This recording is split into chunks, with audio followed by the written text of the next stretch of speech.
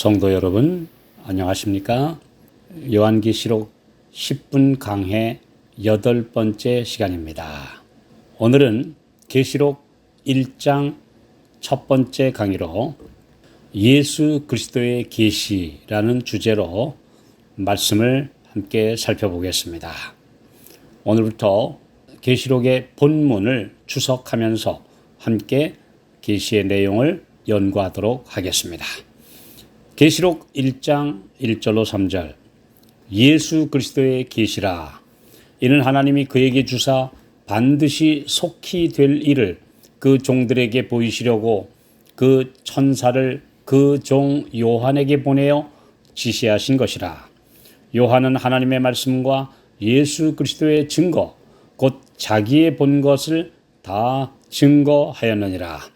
이 예언의 말씀을 읽는 자와 듣는 자들과 그 가운데 기록한 것을 지키는 자들이 복이 있나니 때가 가까움이라.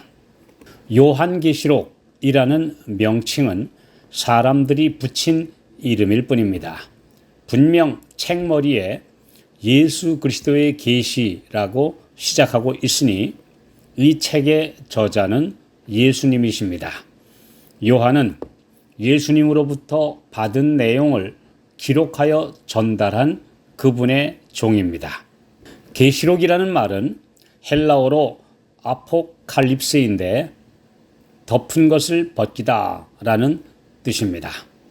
영어로 리빌레이션도 역시 드러내다, 나타내다 라는 의미입니다. 계시의 참 목적은 이전까지 가려져서 보이지 않던 것을 벗기고 치워서 밝은 빛 가운데 드러나게 하려는 것입니다. 계시록은 한 번도 비밀이라거나 언젠가 이해될 것이라거나 어떤 특정인이나 일부 그룹만 깨달아서 알려줄 것이라는 말씀이 전혀 없습니다. 계시록 1장 3절 이 예언의 말씀을 읽는 자와 듣는 자들과 그 가운데 기록한 것을 지키는 자, 곧 누구에게나 열린 계시입니다. 그렇기 때문에 자신만 독점하여 다 안다라는 주장이나 태도는 이 말씀을 주신 분의 뜻에 위배되는 것입니다. 이사야 29장 11절 12절 그러므로 모든 묵시가 너희에게는 마치 봉한 책의 말이라. 그것을 유식한 자에게 주며 이르기를 그대에게 청하노니 이를 읽으라 하면 대답하기를 봉하였으니 못하겠노라 할 것이요. 또 무식한 자에게 주며 이르기를 그대에게 청하노니 이를 읽으라 하면 대답하기를 나는 무식하다 할 것이니라. 백성들 앞에 이 책의 말씀을 봉한 책, 또 함부로 열면 안 되는 책이라며 가르치지 않는 목회자들은 예수께서 밝히 드러내시고 열어놓으신 계시를 숨기는 일을 하는 것이며 그런 사람들은 불충실한 청지기들입니다. 그들은 마땅히 기도하며 말씀을 연구하여 이 시대를 위한 빛을 받아야 합니다. 그러나 왜 많은 신학자들조차 이 말씀을 연구하지도 않으며 봉한 책이라며 감추려고 할까요? 그 이유는 그들이 하나님의 계명과 예수 믿음을 지키지 않고 있기 때문입니다. 바로 그들이 백성들에게 인기 있는 말만 하려고 하며 그들에게 큰 부담이 되는 진리는 자신들의 영달과 명예를 유지하기 위해 외면하고 있기 때문입니다. 즉 그들이 순종하려고 하지 않는 진리에 대해 눈을 감고 있는 것입니다. 만약 그들이 이 말씀들을 바르게 깨닫고 순종한다면 예수께서 이 땅에 계실 때 하나님의 계명에 순종하신 예수님의 모본을 그들도 따라야 할 것입니다.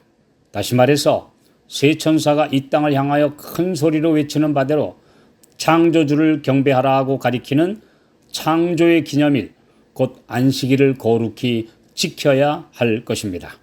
즉 그들이 순종하기를 원치 않는 하나님의 거룩한 십계명의 넷째 계명에 대해 눈을 감고 있기 때문에 그 계명이 보관된 지성소로부터 흘러나오는 빛을 받지 못하고 있는 것입니다. 신학자와 목회자들뿐 아니라 일반 신자들 어느 누구도 나는 무식하다, 그래서 나는 모릅니다 라고 핑계할 이유가 없습니다. 오늘날은 말씀의 홍수 시대입니다.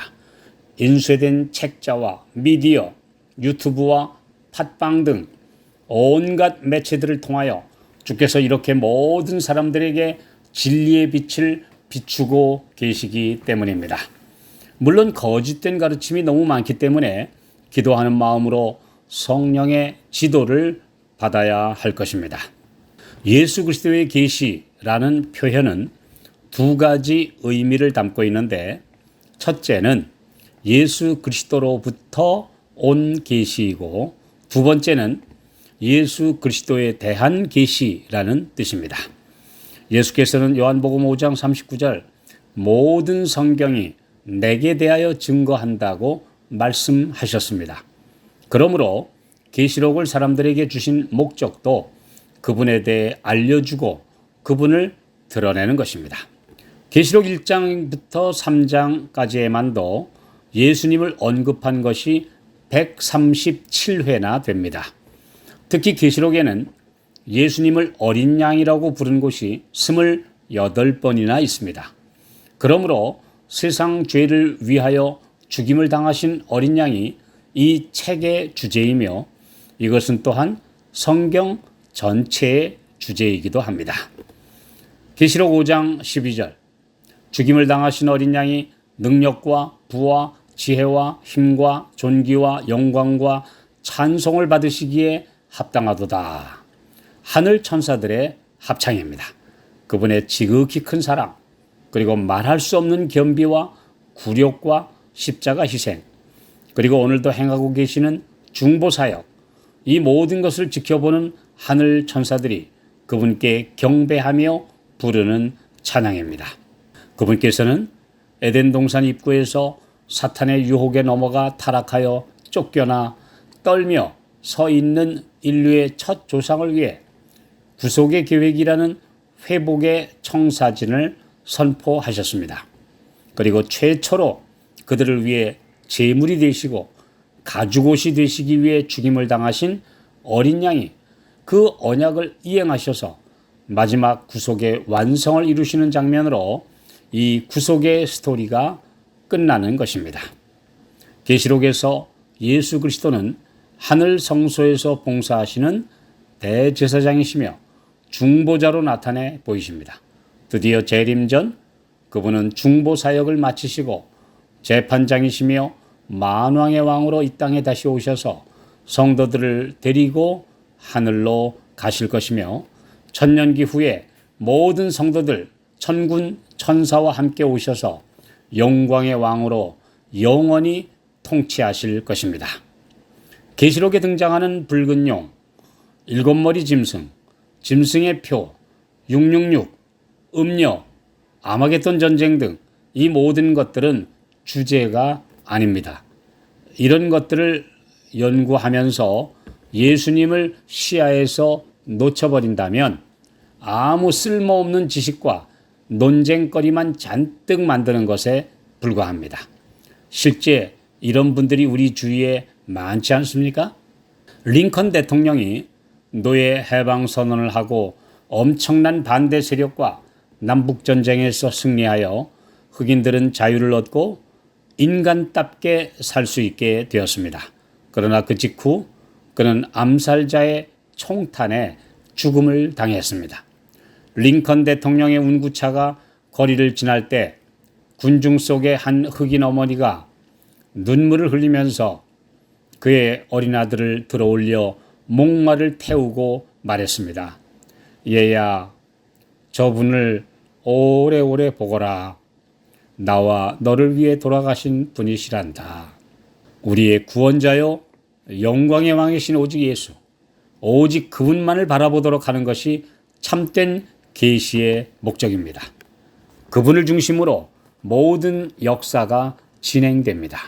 그분만이 우리의 모든 것이 되십니다. 이것이 영원한 찬양의 주제입니다.